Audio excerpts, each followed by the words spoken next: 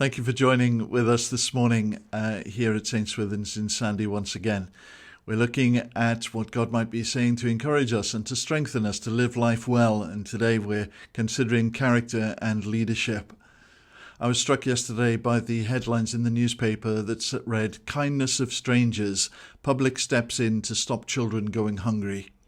During the half term coming next week, many families who are struggling on poverty line will be not having the food that they normally do with free school meals, and others have stepped in to help. There are great stories of encouragement from people who are helping in their communities, and we have that too here in Sandy, our own little heroes. I think of the Pecora restaurant with Annabelle and her friends, the pizza and pasta restaurant, helping provide food for families around the town.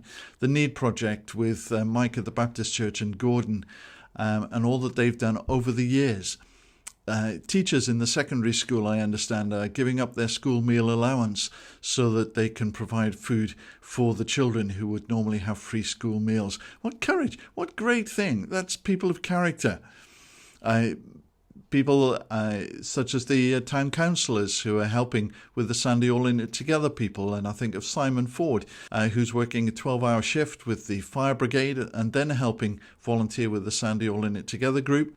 Kevin doing the same, and telephone callers and letter writers and people of all sorts helping one another here in Sandy. People of character. Now, General Schwarzkopf, former leader of the U.S. Armed Forces, said that when you're appointing a leader, they must have two things: an understanding of strategy and have good character. But if you have to choose between the two, then choose character.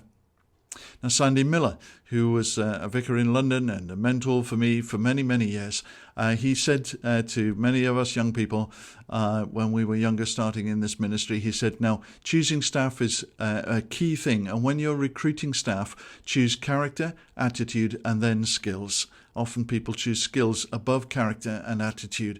But attitudes can be changed and skills can be learned. But character, that's formed through a lifetime of small and often tough choices.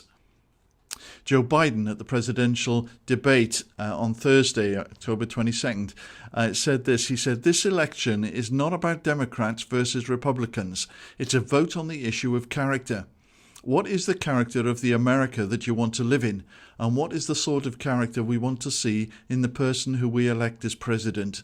You know his character and you know my character. That's your choice."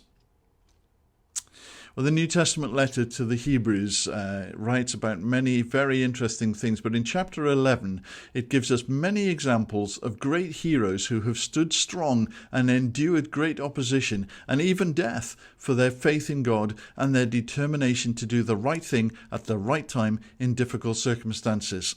And in chapter 12, it reads like this: "Therefore, in the light of all these people who have gone before us and set us such a good example, therefore, since we are surrounded by so great a cloud of witnesses, let us throw off everything that hinders and holds us back in the race, the sin that so easily entangles our feet and trips us up, and let us run with perseverance the race marked out for us, fixing our eyes upon Jesus, he who is the pioneer and perfecter of our faith.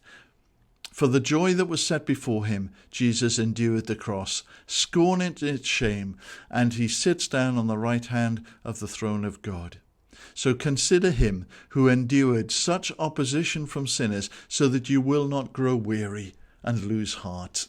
Consider him, so that you will not grow weary and lose heart. Well, the writer to the Hebrews reminds us of the story so far, so to speak. Abraham was called by God from Iraq, to Canaan, which is now modern-day Israel, about 2,000 years BC. Joseph took his family then, a tribe of 12 families, to Egypt to help them survive the famine, rescued millions from starvation, as he went from slavery to the highest ranking officer in Egypt under Pharaoh in 1900 BC. Moses then, 400 years later, rescues the tribes from slavery and brings them back to the land of Canaan under Joshua. Judges rule the people for 400 years until they cry out and they ask for a king. And King Saul, who's a bit of a failed king, is their first king. King David follows as one of the greatest kings, and King Solomon follows him as one of the wisest kings. They follow good kings and bad kings and prophets. And the Assyrian Empire, the Babylonian Empire, the Persian Empire, followed by the Greek Empire and the Roman empires, they all come and occupy Israel from between 700 BC right through until the time when Jesus the Messiah comes. If I could encourage you to read some biographies of leaders who have stood up in times of difficulty and done the right thing, history-making achievements, there are three that you might like to read. We all love a good story, and these are easy to read, interesting stories. The story of Esther, who's a beauty queen who literally prevents a genocide. She starts as an orphan, a sex slave to the great emperor Xerxes and her older uncle, and she prevents a genocide. Ezra, who's a scholar in exile. He restores the heart and the soul of an enemy-occupied nation. Nehemiah, a butler turned builder who weeps and prays and stands up for what is right. Under great opposition, encourages the people to build and protect their own families. And under his leadership, the city is restored. It's amazing stories. Make these three characters your friends and learn from them. But let's delve into Esther just a little bit. Under King Xerxes at 486-465 BC, Esther was born an orphan, brought up by her uncle, fourth generation prisoner of war, taken from Israel to live in Susa, modern-day Iran, the capital of the Persian Empire that stretched from Egypt to India. She's chosen for her beauty to join the king's harem. She's just a teenager and a teenage virgin. She's forced to undergo 12 months of beauty treatment, and then she would have her one night with the Emperor King Xerxes, while then he goes off after other young women. But she becomes the favorite of King Xerxes, and he makes her his queen. Her uncle Mordecai discovers a plot that will mean genocide for the ethnic minority community of Jews living in the Persian Empire, and he asks Esther to help. But the queen is frightened. She's only a teenager. She's fearful to approach and plead with the king. But Mordecai says this to her, which is worth remembering. When Esther's words were reported to Mordecai that she was frightened and that she didn't know what to do, and she didn't want to risk her own life, he sent back this answer: "Do not think that because you live in the king's house that you alone of all the Jews will escape. For if you remain silent at this time, the relief and deliverance of the Jews will arise from another place, but you and your father's family will perish. And who knows but that God has brought you to this position for such a time as this." What an amazing thing to say, and worth remembering. Who knows but that God has brought you to your position for such a time as this? And that's a thing to remember for ourselves too.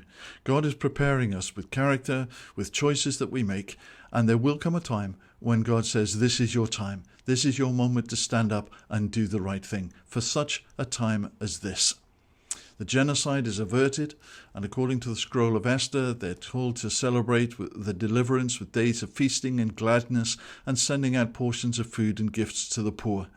Purim, it's called, the festival of freedom, been celebrated annually for 2,500 years amongst the Jews, and this year in March 9th, 2020. They exchange gifts of food and drink, donate to the poor, eat and celebrate a meal together, read the book of Esther and celebrate, even dress up, and they're encouraged to drink wine in celebration. And here's a picture of the little masquerade mask, a noisy rattle to make celebration noises, a party, and the particular pastry, triangular pastry food that is eaten during the Purim festival.